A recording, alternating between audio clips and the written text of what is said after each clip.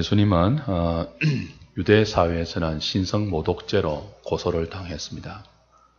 그래서 대제사장의 법정에서 종교 재판을 받았고요.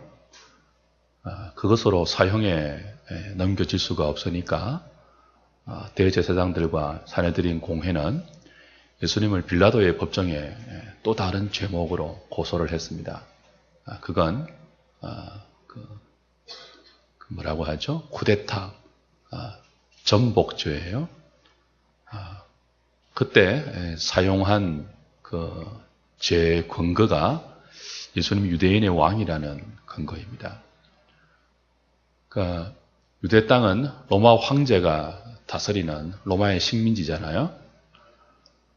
그래서 유대의 왕은 로마의 가이사입니다. 정치적으로 그렇습니다. 근데 예수님이 유대인의 왕이라고 하니까 대제사장들이 예수님을 사형시키기 위해서 로마의 법정에 고소할 때는 신성 모독죄로 고소하지 않고요. 그건 재판의 근거가 될 수 없잖아요. 종교적인 일이니까. 그래서 정치적인 제목으로 고소를 했단 말이에요. 그 제목이 뭐라고요? 이 사람이 유대인의 왕이라고 하고 사람들을 모은다는 거예요. 그러니까 로마 정부 반역 음모죄죠. 쿠데타 전복죄예요. 그래서 이제 그 제목으로 빌라도의 법정에서 신문을 받는 거죠. 빌라도가 묻습니다. 네가 유대인의 왕이 맞느냐? 33절에 그죠? 그러니까 예수님이 대답하십니다. 이는 네가 스스로 하는 말이냐? 다른 사람이 나에 대하여 내게 한 말이냐? 그러니까 빌라도가 35절에 내 나라 사람들과 대제사장들이 너를 내게 넘길 때 네가 유대인의 왕이라는 이 제목을 가지고 너를 고소했다. 그러니까 네가 대답해라는 거예요. 정말 네가 유대인의 왕이 맞느냐? 가이사의 그 정치적인 권세를 전복시키고 네가 이 나라를 다스릴 그런 왕이 되려고 쿠데타를 시도한 적이 있느냐? 그런 질문이에요. 그러니까 36절에 예수님의 대답이 내 나라는 내가 유대인의 왕이 맞는데 내가 왕이 되어서 다스리는 나라는 네가 총독으로 있는 로마의 황제가 다스리는 그런 정치적인 나라가 아니다. 내 나라는 이 세상에 속한 것이 아니다. 세상의 나라가 아니다. 만약 네가 이해하고 네가 묻고 대제사장들이 나를 고소했던 그 제목처럼 내 나라가 그런 나라라면 내 종들이 싸워서 힘과 권력을 가지고 싸워서 나로 하여금 너의 법정에 오게도 하지 않았을 것이다. 내 나라는 여기에 속한 나라가 아니다 라고 이야기해요. 내가 유대인의 왕이 맞지만 내가 왕으로 다스리는 이 나라는 가이사가 다스리는 로마 제국처럼 제국이 아니라는 거예요. 정치적인 나라가 아니라는 거예요. 내 나라는 여기에 속한 나라가 아닌 영적인 나라다. 그리고 37절에 이르러서는 네 말과 같이 내가 왕이니라. 내가 이를 위하여 태어났으며 이를 위하여 세상에 왔나니 곧 진리에 대하여 정언하려 함이로라. 무릇 진리에 속한 자는 내 음성을 듣느니라. 그러니까 내 나라는 세상에 속한 나라가 아닌데 영적인 나라이며 진리의 나라다라고 이제 정언하는 거예요. 그리고 오늘 우리가 배울 이 주기도문의 두 번째 강구는 바로 이 예수님의 나라, 이 진리의 나라, 세상 나라가 아닌 영적 나라에 관한 기도입니다. 주기도문의 첫 번째 강구가 뭐였죠? 이름이 거룩히 여김을 받으십시오. 그런 기도였죠. 주기도문은 6가지의 강구로 되어 있는데 앞에 나오는 3가지의 강구는 하나님께 관한 것이고 뒤에 나오는 3가지는 우리 인간에 관한 것이죠. 하나님께 관한 강구는 3가지. 첫 번째는 이름, 두 번째는 오늘 공부할 나라, 세 번째는 다음 주에 배울 뜻입니다. 뜻. 그러니까 하나님의 이름, 하나님의 나라, 하나님의 뜻이라는 3가지 강구인데 이 3가지 강구는 사실은 하나로 연결되는 그런 기도예요. 그 중에서 오늘 우리는 요리문답 123문 하나님의 나라에 관한 기도의 의미를 함께 좀 보도록 하죠. 자, 123문. 둘째 간구는 무엇입니까? 답을 해보시죠. 나라의 임하옵소서로 이러한 간구입니다. 주님의 말씀과 성령으로 우리를 통치하시사 우리가 점점 더 주님께 순종하게 하옵소서. 주님의 교회를 보존하시고 흥왕케 하옵시며 마귀의 일들과 주님께 대항하여 스스로를 높이는 모든 세력들 그리고 주님의 거룩한 말씀에 반대하는 모든 악한 언론들을 멸하여 주옵소서. 주님의 나라가 온전히 이루어져 주께서 만유의 주가 되실 때까지 그리 하옵소서. 자, 나라가 임하옵십시오. 나라의 임하옵소서라고 우리가 기도하는데 이 기도의 뜻이 무엇입니까? 라고 요리문답이 물었을 때 답을 역시 기도문으로 설명하죠. 이게 요리문답의 탁월한 가르침이에요. 기도에 대해서 공부하는데 기도문으로 답을 하고 있죠. 세 가지의 기도문으로 나라가 임한다는 의미를 설명합니다. 첫 번째는 뭐죠? 주님의 말씀과 성령으로 우리를 통치하시사 우리가 점점 더 주님께 순종하게 하옵소서라는 기도로 이 나라가 임하게 해달라는 기도의 첫 번째 의미를 밝혀요. 자, 여기서 다음 넘겨주십시오. 나라가 임하게 해달라는 이 기도는 사실 하나님의 나라가 우리의 삶에 임하게 해달라는 기도이죠. 아까 요한복음 18장에서 말씀드린 것처럼 나라가 임하게 해달라는 이 기도에서 등장하는 하나님의 나라는 세상 나라가 아니죠. 정치적인 나라가 아니에요. 진리에 속한 하나님의 진리에 속한 영적인 나라입니다. 그리고 이 나라는 하나님이 그리스도를 왕으로 세우셔서 다스리는 그리스도의 나라이고 곧 하나님의 나라인 동시에 성령님의 나라예요. 성삼위 하나님의 나라예요. 그래서 성경 전체는 하나님의 나라를 때로는 그리스도의 나라라고 부르고 때로는 성령님의 나라라고 불러요. 나라가 임하게 해달라는 이 기도문의 의미는요. 이 하나님의 나라, 그리스도의 나라, 성령님의 나라가 내 삶에 임하게 해달라는 그런 기도이죠. 나라가 임하게 해달라는 이 기도에는요.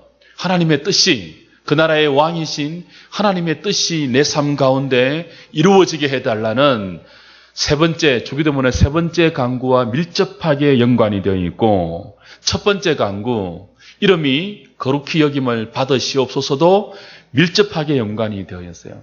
하나님의 이름은 하나님의 존재 자체를 의미한다고 저번에 배웠죠. 하나님을 거룩하게 높이는 원래 거룩한 완벽하게 거룩한 그 하나님의 거룩하심을 인정하고 시인하고 우리의 삶을 통하여 그분의 거룩함을 드러내고 그분의 거룩함을 높이는 그곳이 바로 하나님의 나라예요. 그 하나님의 나라는 영적인 나라로 진리의 나라인데 진리를 통해서 이 땅에 사는 우리의 삶의 현장에 그 진리를 통하여 하나님의 뜻이 이루어지는 나라이죠.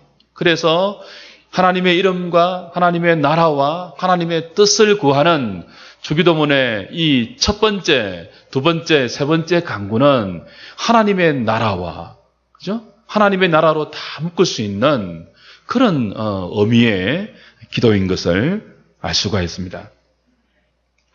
그럼 우리의 삶에 이 기도를 하면서 하나님의 나라가 실제적으로 임하기 위해서는 이 기도하면서 우리가 어떤 의미로 이 기도에 담아서 해야 할까요? 그 다음 보십시오. 하나님의 나라가 임하기 위해서 나라에는 3요소가 있잖아요. 주권과 국민과 영토이죠. 지금 우리 대한민국의 주권은 누구한테 있어요? 국민에게 있죠. 그런데 하나님 나라의 주권은 누구한테 있을까요? 하나님께 있습니다. 이게 큰 차이예요. 이 인간 나라, 내 나라는 여기 있는 나라가 아니라고 할 때 큰 차이가 바로 이거예요. 대한민국의 주권은 국민에게 있어요. 헌법에 나와 있지만. 그러나 하나님 나라의 주권은 그 나라의 백성들에게 있는 것이 아니고, 하나님 나라는 민주 정부가 아니고 하나님이 왕으로 다스리는 신정이기 때문에 그 나라의 통치권, 그 나라의 주권은 하나님께 있어요.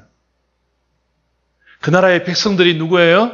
그 통치권을 받는 백성들이에요. 그 통치권을 자기의 삶에서 그 통치권을 인정하고 그 통치권 밑에서 자기의 삶을 살아내는 사람들을 그 나라의 국민, 하나님 나라의 백성들이라고 하죠. 하나님 나라의 영토는 눈에 보이는 영토가 아니죠. 이 나라의 영토는 어디입니까? 하나님의 통치권을 자신의 삶에 수용하는 성도들이 살아가는 모든 삶의 영역이 하나님 나라의 깃발이 꽂히는 하나님 나라의 영토인 것입니다. 그래서 나라가 임하게 해달라는 이 기도에는요, 하나님께서 내 삶을 다스려 주시고 나는 그 하나님의 다스림에 순종해서 내가 살아가는 삶의 영역이 하나님의 나라가 되기를 원합니다. 라는 의미를 담아서 기도하는 것이죠. 그럼 하나님의 다스림이 있는 곳이 하나님의 나라예요. 그 하나님의 다스림을 수용하는 백성들이 살아가는 삶의 영역이 하나님 나라란 말이죠. 그렇다면 하나님께서 그 백성을 다스릴 때, 그 다음 넘겨주세요. 무엇을 가지고 다스릴까요? 바로 이 두 가지를 가지고 다스리세요. 오늘 요리문답의 첫 번째 답은 말씀과 성령으로 우리를 통치하사 그랬죠. 하나님 나라의 왕은 하나님이세요. 그 하나님이 그 백성들을 다스리는 두 가지의 방식이 뭐라고요? 말씀으로 다스려요. 성령으로 다스려요. 그러므로 우리의 삶에 하나님의 나라가 임하게 해달라는 기도는 그 말씀의 다스림에 순종하게 해달라는 기도와 다르지 않죠. 1970년대 후반부터, 초부터라고 할 수 있겠죠.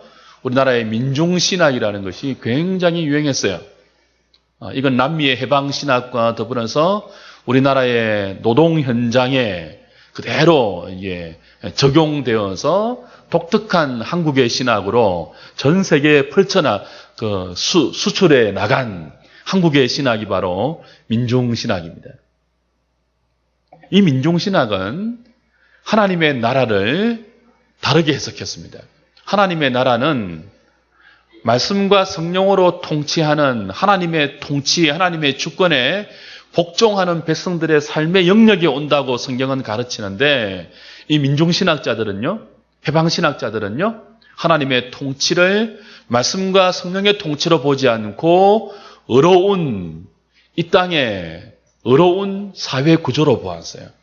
어려운 경제 구조로 보았어요. 그래서 이 말씀과 성령의 통치의 자리에 민중운동, 노동운동, 경제운동을 넣어서 이 세상에 그렇게 어려운 민중의 나라가 도래하는 것이 하나님의 나라라고 독특한 하나님 나라의 해석을 우리나라 민중신학자들이 발견했죠. 발명해 놓았죠. 그리고 거기에 수많은 젊은이들이 매료되어서 이 땅에 소위 말하는 민주운동을 우리 기독교 기장척이죠. 그런 민중신학자들을 중심으로 해서 이 사회에 퍼져나갔던 것을 우리는 기억합니다. 굉장히 의미 있는 작업이지만, 그러나 그건 사실 하나님의 나라를 여기에 어떤 인간의 정의로 대체해버린, 사실은 성경이 말하는 이 나라가 아닌 것을 우리는 기억해야 돼요. 예수님 시대에도 하나님 나라를 그렇게 오해한 무리들이 있었죠. 그 사람들이 누구예요? 열혈당원들이에요. 열심당원들이에요. 칼을 차고 다니면서 로마의 그 무력 정부, 로마의 그 정부의 칼로 봉기해서, 그죠? 군중들의 힘을 모아 봉기해서 그 로마의 정부를 뒤집어 엎고 어려운 유대 백성들의 그 사회를 그죠? 만들어 가려는 열혈 당원들이 예수님 말씀하신 이 나라, 하나님의 나라를 오해한 대표적인 케이스고, 오늘날에 있어서는 그게 여러 가지 사회운동, 민중운동, 해방운동, 여성운동, 그런 것들이 소위 말하는 하나님의 나라를 성경과 다르게 이 땅에 어떤 정치적인 구도나 사회적인 어떤 정의의 실현으로 구현되는 나라라고 오해한 것입니다. 그게 필요 없다는 것이 아니지만 그걸 하나님의 나라라고 본질적으로 오해하면 큰 왜곡이 일어나죠. 정작 하나님의 나라라고 말하는데 누가 없어요? 그 나라에 하나님이 안 계시는 거예요. 하나님 대신 민중이 왕이에요. 하나님 대신 노동자가 왕이에요. 하나님 대신 여성이 왕이에요. 하나님 대신 사회 정의가 핵심이 되어버린 거죠. 하나님이 없는 사회 정의, 하나님이 없는 평등, 그건요, 인간이 하나님보다 더 어려워지려는 교만입니다. 하나님이 없는데 그 정의는 참된 정의가 아니에요. 또 다른 정의가 나와서 무너뜨릴 수 있는 정의죠. 그래서 사회주의 운동은 언제나 이 주도권이 바뀝니다. 하나님의 통치 방법은 말씀과 성령으로 그 백성을 통치하시고, 나라가 임하게 해달라는 기도에는요, 그 말씀의 통치에 순종하게 해달라는 기도이죠. 그래서 이 기도는 순종을 위한 기도입니다. 중요한 것이 뭐라고요? 하나님께서 그 백성을 말씀으로 통치한다는 것을 인정하고, 성령으로 통치한다는 것을 인정하고, 그 통치에 순종하는 것이 중요해요. 하나님 나라의 가장 중요한 것이 뭐라고요? 순종이에요, 순종. 그 나라의 주권이 왕에게 있기 때문에 이 나라의 인간, 폭군이 다스리는 인간 왕정 제도와는 다릅니다.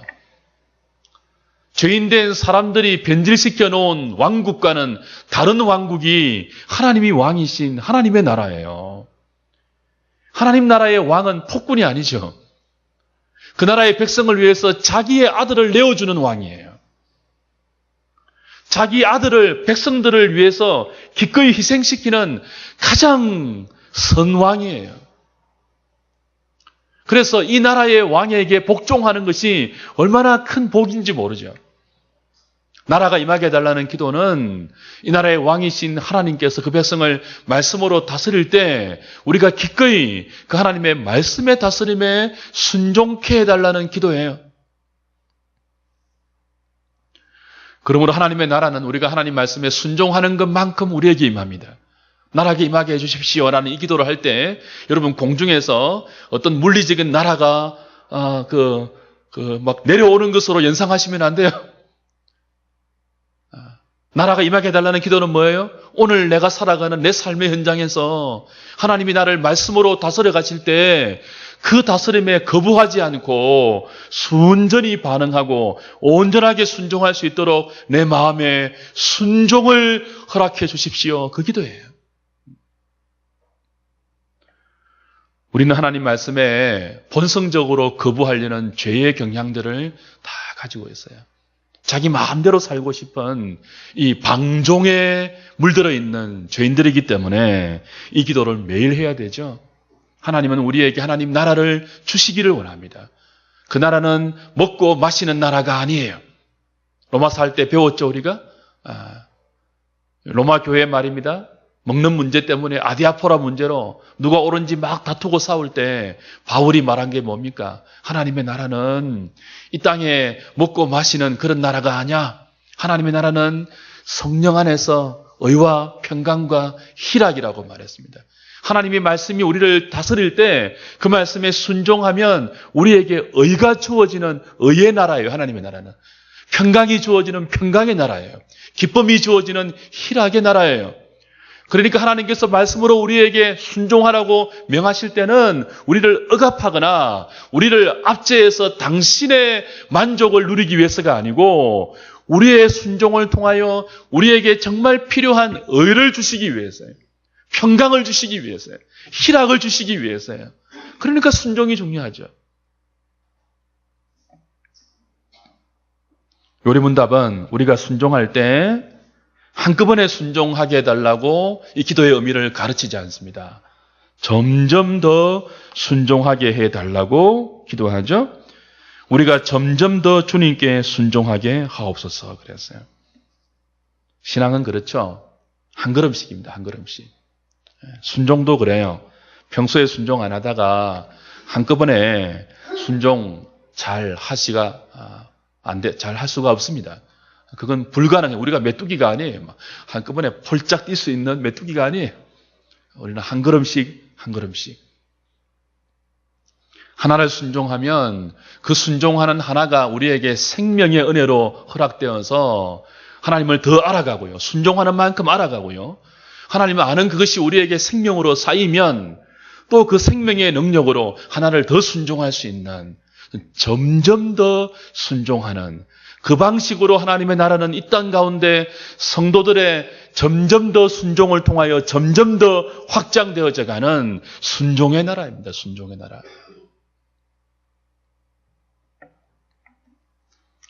가장 좋지 않는 믿음의 패턴이 뭐냐 하면 한꺼번에요. 한꺼번에.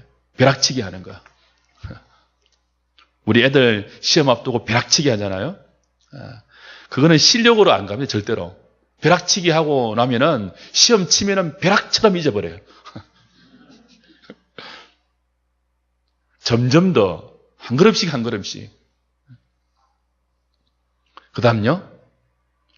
두 번째 기도에서 요리문답은 나라가 임하게 해달라는 이 기도를 교회와 연결시킵니다. 주님의 교회를 보존하시고 흥왕케 하옵시며 라고 하잖아요. 그래서 하나님의 나라는 교회와 밀접한 연관이 있는 것을 우리가 기억해야 돼요. 교회는 성령과 말씀의 다스림에 순종하는 백성들의 모임입니다. 교회는 믿는 자들의 모임이잖아요. 이 믿는 자들이 누구예요? 예수를 믿는 자예요. 하나님을 믿는 자예요. 성령님을 믿는 자예요. 믿는 것은 신구약 성경 곳곳에 순종과 동의어로 사용됩니다. 믿음 이꼴 순종이라고 수많은 신약 그리고 구약 성경의 구절들이 이것을 가르치고 있어요.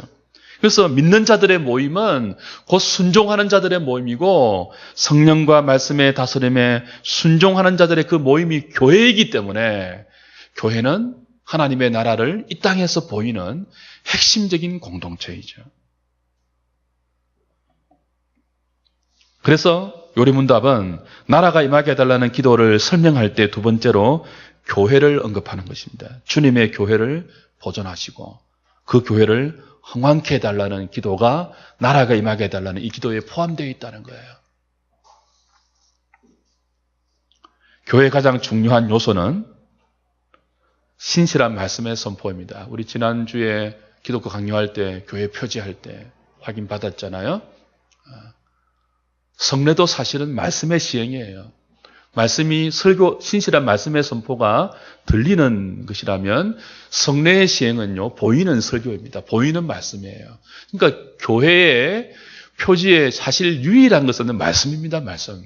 참 교회인가 거짓 교회인가를 가늠하는 이 바로미터가 말씀에 있는 거예요. 말씀. 진리의 말씀을 기록된 성령의 감동으로 기록된 진리의 말씀을 신실하게 선포하는 것이 참된 교회이고 그 신실한 말씀의 선포를 통해서 교회가 하나님의 나라를 구현하게 되는 거예요. 그 말씀에 따르는 성도들의 삶이 순종으로 삶의 현장에 나타날 때 교회는 하나님 나라를 구현하는 이 땅의 전방기지이죠.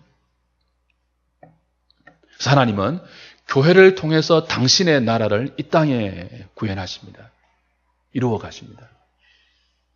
교회 자체가 하나님의 나라는 아니에요. 그러나 교회는 이 땅에 하나님의 나라를 보일 수 있는 가장 중요한 공동체입니다. 그래서 만약 교회가 말씀을 떠나면 하나님의 나라를 사람들이 볼 수 없는 거예요. 교회가 말씀을 떠나서 제도권처럼 되고 정치권처럼 되고 말씀이 없는 인간의 어떤 공동체처럼 전락해버린다면 거기에 수만 명이 모인다 할지라도 그거는 하나님의 나라가 아니라는 거죠. 그 다음요. 왜 교회의 보존을 위해서 기도하고 흥왕을 위해서 기도합니까? 그것이 왜 나라가 임하게 해달라는 하나님 나라에 관한 기도입니까? 교회가 하나님의 나라를 구현하는 가장 핵심적인 공동체이기 때문에 그래요. 나라가 임하게 해달라는 기도에는요, 교회를 보존해달라는 기도가 포함되어 있습니다. 이 말은 교회는 항상 공격을 당한다는 의미이기도 합니다. 교회는 진리의 공동체이기 때문에, 순종의 공동체이기 때문에 항상 진리를 공격하는 원수들이 노리고 있는 공동체예요. 그래서 교회를 보존하게 해달라는 것은 곧 말씀을 보존하게 해달라는 기도입니다. 원수는요, 마귀와 사탄은요, 하나님의 말씀이, 이 진리의 말씀이 교회 가운데 바르게 선포되지 못하도록 늘 미혹합니다. 말씀이 왜곡되면 그 교회는 하나님의 나라가 되지 못하기 때문에 마귀는 이 말씀의 보존을 하지 못하도록 자꾸만 목회자와 성도들을 방해하고 공격하고 미혹하죠. 장로교에서 가장 중요한 것은 당회입니다. 당회. 그래서 장로교에서요, 당회가 구성되지 않는 교회는 교회로 치지 않습니다. 미조직 교회라 부르고 또 기도처라고 부릅니다. 우리 장로님들 장로고 칠 때 다 배웠죠. 당회가 왜 중요한가 하면 강단의 말씀을 감독하는 기관이기 때문에 그래요. 장로님들이 해야 하는 가장 중요한 사명은 정말 우리 교회 공동체에서 하나님의 말씀이 신실하게 선포되고 있는지를 늘 감독해야 합니다. 그걸 감독하는 기관이 당회예요. 그리고 또 하나는 뭐죠? 그 신실하게 선포된 말씀대로 백성들이 살고 있는지를 감독해야 돼요. 그래서 시무장로를 치리장로로 합니다. 그걸 감독하고 치리하는 거예요. 당회가 그 기능을 못하면 말씀이 왜곡됩니다. 그래서 장로님들은요, 목회자와 우리 교회 공동체가 회중들의 요구에 따라 흘러가도록 반응하시면 안 돼요. 원래 우리 회중들은 죄성을 가진 인생들이고 그 죄성의 가장 큰 특징이 이성을 있기 때문에 우리 편한 대로, 우리 하고 싶은 대로 우리의 욕망을 펼치기를 늘 원하는 성향이 있단 말이에요. 그래서 여론이 원하는 대로 가는 것이 진리가 아닙니다. 장로님들이 해야 할 가장 중요한 사명은 하나님의 말씀이 성경 말씀 본의대로 회중들 가운데 밝혀지고 있는지를 늘 감독해야 되고 그것을 위해서 기도해야 돼요. 그게 신령적 유익을 위한 장로님들의 첫 번째 임무이죠. 두 번째가 뭐라고요? 그 진리가 선포된 대로 우리 성도들이 장로님들이 관할하고 있는 교구에서 그 말씀대로 순종하며 살아가고 있는지를 감독하셔야 돼요. 그래서 당회로 모일 때마다 그걸 이제 당회원들이 나누는 거죠. 지금 어떤 교인들은 어려움을 당하고 있습니다. 그 어려움 때문에 말씀에서 벗어나고 있는 경향이 보입니다. 특별한 교회의 권고와 위로와 신방이 필요할 것 같습니다. 그런 것들을 의논하고 그런 교우들을 방문하고 다시 말씀으로 세워주고 그 역할을 하는 것이 당회의 기능이에요. 마귀는 장로교회의 가장 중요한 당회가 이 기능을 제대로 발휘하지 못하도록 늘 미혹하고 시험하고 공격합니다. 그래서 교회 무너뜨리는 거 간단해요. 당회가 싸우면 됩니다. 그냥 목사하고 장로님들이 싸우면 돼요. 말씀으로 싸우는 것이 아니고 말씀으로는 얼마든지 피 터지는 논쟁할 수 있습니다. 목사님 이 말씀이 맞는지요? 정말 그래야지 한번 봅시다. 원래 당회는 그렇게 논쟁해야 되는 데예요. 토론하고. 그래서 더 진리가 밝혀지고. 근데 그런 논쟁은 얼마든지 건설적인 논쟁이고 정말 복된 것이지만 그거 안 하고 막 이권 때문에 싸우고 야욕 때문에 싸우고 개인적인 욕망으로 부딪히는 그러면은 교회는 이제 하나님 나라가 안 되는 거예요. 세상의 어떤 나라보다 가장 타락한 나라가 되는 거예요. 말씀이 떠나면요. 교회보다 부패한 곳이 없어집니다. 원래 가장 신선한 것이 가장 부패합니다. 교회가 썩으면 가장 냄새가 나요. 가장 냄새가 나요. 하나님의 나라가 하나님 나라 되지 못하면요. 어중중한 나라가 되면요. 가장 더러운 나라가 되어버립니다. 그만큼 진리의 말씀을 지키는 것이 중요하고, 그래서 요리문답은요, 교회 보존을 위한 기도가 바로 나라가 임하게 해달라는 기도라고 가르치고 있는 거죠. 두 번째는 뭐예요? 교회 흥왕을 위한 기도예요. 적극적인 기도이죠.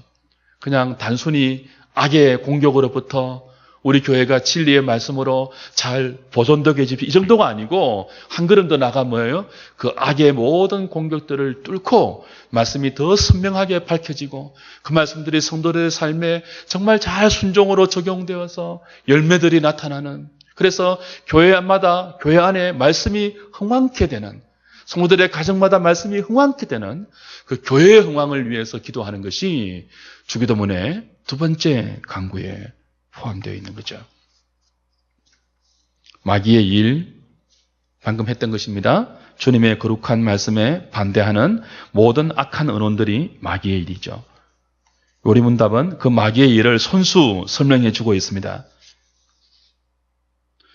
마귀의 일들과 주님께 대항하여 스스로를 높이는 모든 세력들, 그리고 주님의 거룩한 말씀에 반대하는 모든 악한 언론들을 멸하여 주옵소서라고 마귀의 일들을 손수 설명하고 있죠. 김기동 목사라고 베레아파 귀신론을 만든 유명한 목사님이 있죠. 사실은 목사도 아니지만, 그죠? 이게 또 침례파입니다. 이 침례회가 참, 장로교도 이단이 많지만 침례회도 교묘한 이단들이 많아요. 이 사람의 주장이 뭐예요? 사람이 수명을 채우지 못하고 죽으면 어떻게 된다는 거예요? 그 영이 천국에 들어가지 못하고 지옥으로도 가지 못하고 귀신이 되어서 구천을 떠돈다는 거예요. 그래서 모든 인생의 불행은 뭐예요? 수명을 채우지 못하고 죽은 이 원혼들이 악한 감정으로 데미지를 입히는 결과 질병도 오고 가난도 오고 뭐 그렇다는 거예요.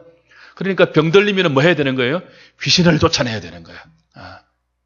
귀신론을 그렇게 오해하면 안 돼요. 그래서 요리문답은 직접 마귀의 일들을 설명하고 있죠. 마귀의 일들이 뭐라고요? 주님께 대항하여 스스로를 높이는 모든 세력들, 주님의 거룩한 말씀에 반대하는 모든 악한 언론들이 마귀의 일이고, 나라가 임하게 해달라는 기도는 그 마귀의 일들을 멸하게 해달라는 기도이기도 한 것입니다. 마귀는요, 말씀 대신 때로는 기적을 동원해서 교인들을 말씀에서 벗어나게 해요. 때로는 과학의 이론을 동원해서 교인들을 말씀에서 벗어나게 해요. 기타 수많은 기타 등등 때로는 부, 명예, 인기, 이적, 초월적인 체험, 많은 것들을 통해서 교인들의 마음을 말씀에서 떠나게 하는 것은 다 마귀의 일입니다. 그러니까 놀라운 신비가 나타나고 놀라운 체험이 나타나는데 그 센터에 마귀가 있을 수 있어요. 놀라운 체험이 나타나는데 정작 그 체험의 중심에 있는 사람들의 마음은 말씀에서 떠나면 마귀가 하는 일이에요, 그건. 놀라운 체험을 경험하는데 말씀에 순종하는 삶이 연결되지 않으면 그 마귀가 박수치며 좋아하고 막 이제 하나님의 나라가 무너졌다라고 하면서 환호성을 치는 그런 것들이죠. 교회가 하나님 말씀에 붙들리지 않고 성장에 붙들리면요, 어떻게 하든지 교회가 성장해야 돼. 성장에 붙들리면 마귀가 가장 좋아합니다. 성장에 붙들리면 말씀을 떠날 수밖에 없어요.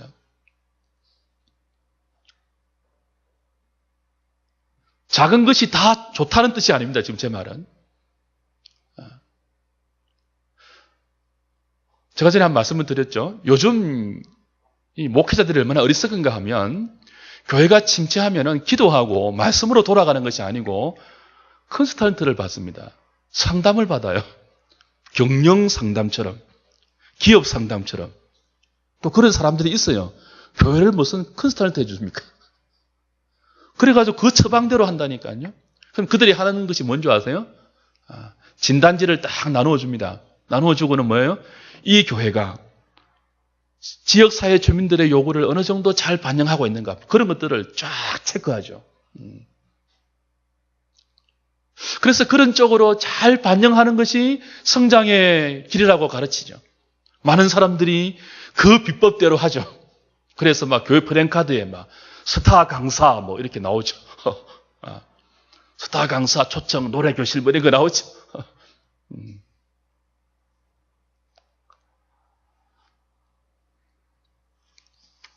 성장에 붙들리면 말씀을 떠나야 돼요. 사람들이 좋아하는 것은 말씀이 아닙니다. 진리를 사람들이 좋아하지 않아요. 이기성을 좋아해요. 탐욕을 만족시켜줄 내용을 좋아한다니까요. 그거 하나 둘씩 다 들어주면요. 갈수록 더 들어줘야 돼요. 제가 주일학교에 자꾸 마술 이런 거 못하게 하는 것은요. 그런 것을 빌미로 해서 애들을 끌어모으기 시작하면은 나중에는 또 다른 신비한 것, 또 다른 좋은 것, 또 다른 자극적인 것 자꾸 개발해야 돼요. 사람들은 말씀에 흥미를 느끼지 못하고 말씀은 재미없는 것으로 여기고 기타 다른 것을 목적으로 해서 교회에 나오죠. 그러면 교회가 노래교실이 된다든지 뭐 교회가 노인대학이 된다든지 뭐 교회가 무슨 문화당이 된다든지 막 그렇게 되고 말씀은 부차적인 것이 되어버리죠. 수백만 명이 모여도 그건 하나님의 나라가 아닙니다.